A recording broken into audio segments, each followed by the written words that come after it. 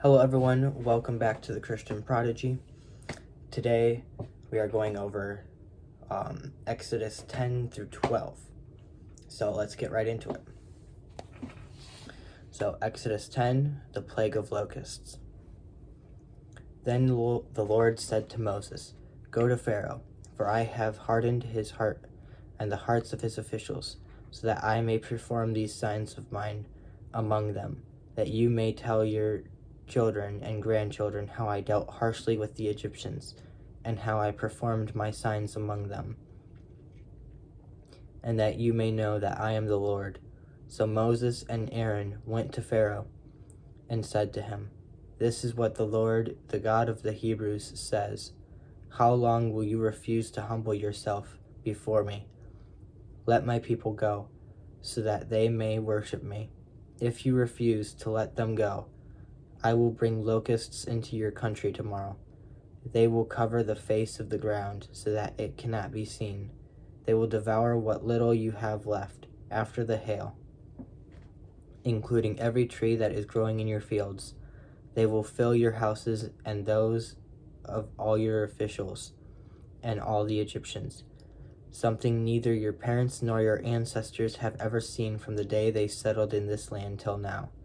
Then Moses turned and left Pharaoh. Pharaoh's officials said to him, "How long will this man be a snare to us? Let the people go, so they may worship the Lord their God. Do you not yet realize that Egypt is ruined?" Then Moses and Aaron were brought back to Pharaoh. "Go worship the Lord your God," he said, "but tell me who will be going." Moses answered, "We will be going with our young and our old, with our sons and our daughters, and with our flocks and herds, because we are to celebrate a festival to the Lord." Pharaoh said, "The Lord be with you, if I let you go along with your women and children. Clearly you are bent on evil. No, have only the men go and worship the Lord, since that is what you have been asking for." Then Moses and Aaron were driven out of Pharaoh's presence. And the Lord said to Moses, "Stretch out your hand over Egypt, so that locusts swarm over the land and devour everything growing in the fields, everything left by the hail." So Moses stretched out his staff over Egypt, and the Lord made an east wind blow across the land all that day and all that night. By morning the wind had brought the locusts. They invaded all Egypt and settled down in every area of the country in great numbers. Never before had there been such a plague of locusts, nor will there ever be again. They covered all the ground until it was black. They devoured all that was left under the hail, after the hail, everything growing in the fields and the fruit on the trees. Nothing green remained on tree or plant in all the land of Egypt. Pharaoh quickly summoned Moses and Aaron and said, "I have sinned against the Lord your God and against you. Now forgive my sin once more and pray to the Lord your God to take this deadly plague away from me." Moses then left Pharaoh and prayed to the Lord, and the Lord changed the wind to a very strong west wind, which caught up the locusts and carried them into the Red Sea. Not a locust was left anywhere in Egypt. But the Lord hardened Pharaoh's heart, and he would not let the Israelites go. The plague of darkness. Then the Lord said to Moses, "Stretch out your hand towards the sky so that darkness spreads over Egypt, darkness that can be felt." So Moses stretched out his hand towards the sky, and total darkness covered all Egypt for 3 days. No one could see anyone else or move about for 3 days. Yet all the Israelites had light in the places where they lived. Then Pharaoh summoned Moses and said, "Go worship the Lord. Even your women and children may go with you. Only leave your flocks and herds behind." But Moses said, "You must allow us to have the sacrifices and burnt offerings to present to the Lord our God. Our livestock, too, must go with us. Not a hoof is to be left behind. We have to use some of them in worshiping the Lord our God, and until we get there, we will not know what we are to use to worship the Lord. But the Lord hardened Pharaoh's heart, and he was not willing to let them go. Pharaoh said to Moses, "Get out of my sight. Make sure you do not appear before me again. The day you see my face, you will die."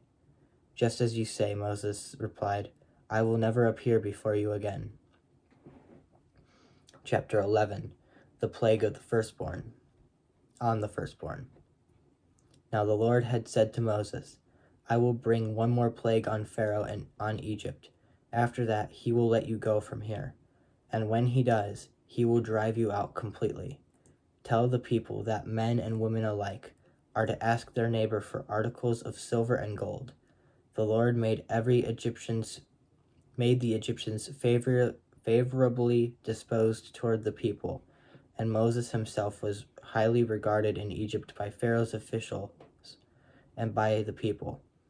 So Moses said, "This is what the Lord says. About midnight I will go throughout Egypt.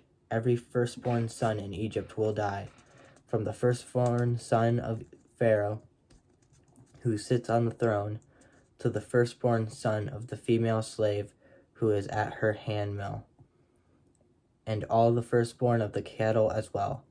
There will be loud wailing throughout Egypt, worse than there has ever been or ever will be again. But among the Israelites not a dog will bark at any person or animal.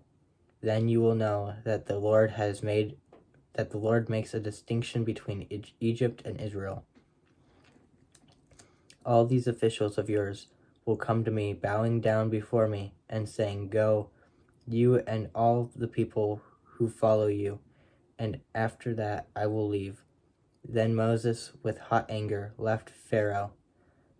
The Lord had said to Moses, "Pharaoh will refuse to listen to you, so that my wonders may be multiplied in Egypt." Moses and Aaron performed all these wonders before Pharaoh, but the Lord hardened Pharaoh's heart, and he would not let the Israelites go out of his country. Chapter 12. The Passover and the Festival of Unleavened Bread. The Lord said to Moses and Aaron in Egypt, "This month is to be for you the first month of your year. Tell the whole community of Israel that on the 10th day of this month, each man is to take a lamb for his family, one for each household. If any household is too small for a whole lamb, they must share one with their nearest neighbor. Having taken into account the number of people there are, you are to determine the amount of lamb needed in accordance with what each person will eat. The animals you choose must be year-old males without defect, and you may take them from the sheep or the goats. Take care of them until the 14th day of the month, when all the members of the community of Israel must slaughter them at twilight. Then they are to take some of the blood and put it on the sides and tops of the door frames of the houses where they eat the lambs. That same night, they are to eat the meat roasted over the fire, along the bitter herbs, and bread made without yeast. Do not eat the meat raw or boiled in water, but roast it over a fire with the head, legs, and internal organs. Do not leave any of it till morning. If some is left till morning, you must burn it. This is how you are to eat it, with your cloak tucked into your belt, your sandals on your feet, and your staff in your hand. Eat it in the haste. It is the Lord's Passover. On that same night I will pass through Egypt and strike down every firstborn of both people and animals, and I will bring judgment on all the gods of Egypt. I am the Lord. The blood will be a sign for you on the houses where you are, and when I see the blood, I will pass over you. No destructive plague will touch you when I strike Egypt. This is a day you are to commemorate. For the generations to come, you shall celebrate it as a festival to the Lord, a lasting ordinance. For For 7 days you are to eat bread made without yeast. On the first day remove the yeast from your houses. For whoever eats anything with yeast in it from the first day through the 7th must be cut off from Israel. On the first day hold a scarce assembly, and another one on the 7th day. Do no work at all on these days, except to prepare food for everyone to eat. That is all you may do. Celebrate the festival of unleavened bread, because it was on this very day that I brought your divisions out of Egypt. Celebrate this day as a lasting ordinance for the generations to come. In the first month you are to eat bread made without yeast, from the evening of the 14th day until the evening of the 21st day. For 7 days no yeast is to be found in your houses, and anyone, whether a foreigner or native born, who eats anything with yeast in it must be cut off from the community of Israel. Eat nothing made with yeast. Wherever you live, you must eat unleavened bread. Then Moses summoned all the elders of Israel and said to them, Go at once and select the animals for your families and slaughter the Passover lamb. Take a bunch of hypothesi, dip it into the blood in the basin, and put some of the blood on the top and on both sides of the door frame. None of you shall go out of the door of your house until morning. When the Lord goes through the land to strike down the Egyptians, he will see the blood on the top and sides of the door frame, and will pass over that doorway, and he will not permit the destroyer to enter your houses or strike you down. Obey these instructions as a lasting ordinance for you and your descendants. When you enter the land that the Lord will give you, as he promised, observe this ceremony. And when your children ask you, What does this ceremony mean to you? Then tell them, It is the Passover sacrifice to the Lord, who passed over the houses of the Israelites in Egypt and spared our homes when he struck down the Egyptians. Then the people bowed down and worshipped. The Israelites did just what the Lord commanded Moses and Aaron. At midnight, the Lord struck down all the firstborn in Egypt, from the firstborn of Pharaoh who sat on the throne, to the firstborn of the prisoner who was in the dungeon, and the firstborn of all the livestock as well. Pharaoh and all of his officials and all the Egyptians got up during the night, and there was loud wailing in Egypt, for there was not a house without someone dead. The Exodus. During the night, Pharaoh summoned Moses and Aaron and said, Up, leave my people, you and the Israelites. Go worship the Lord as you have requested. Take your flocks and herds as you have said, and go, and also bless me. The Egyptians urged the people to hurry and leave the country, for otherwise, they said, we will all die. So the people who took their dough before the yeast was added and carried it on their shoulders in netting troughs wrapped in clothing. The Israelites did as Moses instructed and asked the Egyptians for articles of silver and gold and for clothing. The Lord had made the Egyptians favorably disposed towards the people, and they gave them what they asked for. So they plundered the Egyptians. The Israelites journeyed from Ramesses to Succoth. There were about 600,000 men on foot, besides women and children.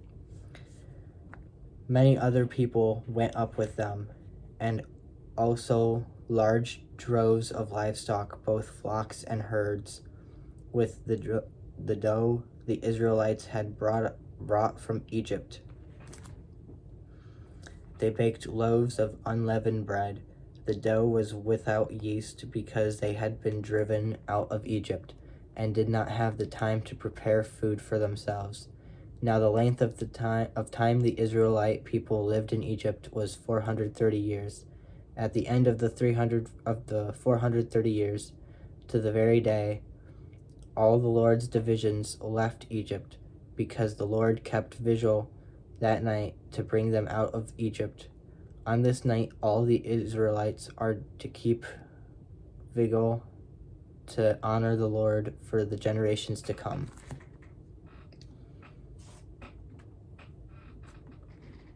Passover restrictions.